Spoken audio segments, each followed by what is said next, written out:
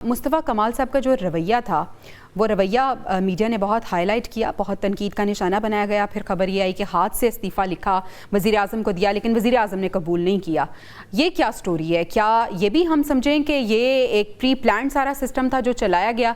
अगर जिस तरह से मसूद कह रहे हैं, अगर इतनी ही बात है, आप इस्तीफ़ा देते और घर बैठ जाते, यकीनन आप पे जो ये तमाम तर सिचुएशन हुई है उसका इल्ज़ाम भी है और आप इसको ठीक भी कर सकते थे और आगे भी उम्मीद की जाती है कि जो भी इस पोस्ट पे आएगा वो इसको ठीक करेगा ताकि आने वाले वक्त में इस तरह के वाक़यात ना हों। सबसे पहले आप मुझे एक बात बताएं कि पाकिस्तान की 80 साल तारीख में आज तक आपने कभी देखा है कि कोई बड़ा इंसिडेंट हुआ हो और उसमें कोई कमेटी बनी हो, कमेटी ने जिम्मेदारों का तयन कर दिया हो और उनको सजाएं मिली हो? कोई एक इंसिडेंट मुझे कोट करके बता दें कि ये बड़ा इंसिडेंट हुआ था, इसमें जिम्मेदारी का तयन हो गया, ताकतवर जो लोग थे वो घर भी चले गए, उनको सजाएं भी मिली। कोई ऐसा इंसिडेंट नहीं।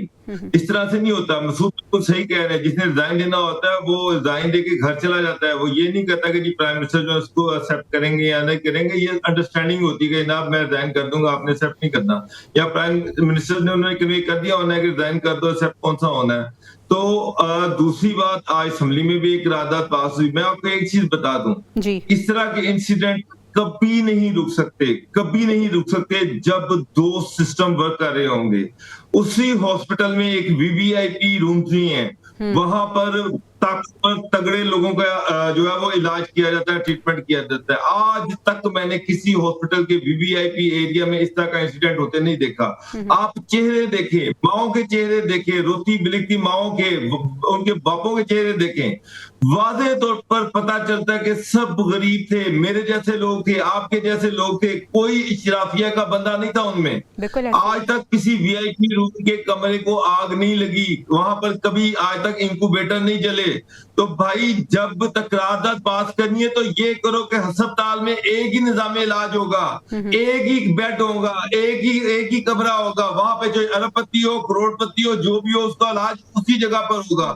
पिम्स में गरीबों के वार्ड अलग है, वीआईपी के जो वार्ड है वो अलग है। वहां पर वीआईपी रूम की जो एंट्री है वो अलग है, आम लोगों की एंट्री अलग है। तो मेरा सवाल तो ये, आम लोगों के कमरे ही क्यों जलते हैं, बड़े लोगों के कमरे क्यों नहीं जलते? क्योंकि आज तक आपने सुना कि बड़े लोगों के बच्चों का वार्ड जल गया, वहां पर बड़े लोगों के बच्चे मर गए। ये गरीबों के बच्चे मरते हैं और उसके बाद इस तरह के दिखावे की चीजें की जाती हैं।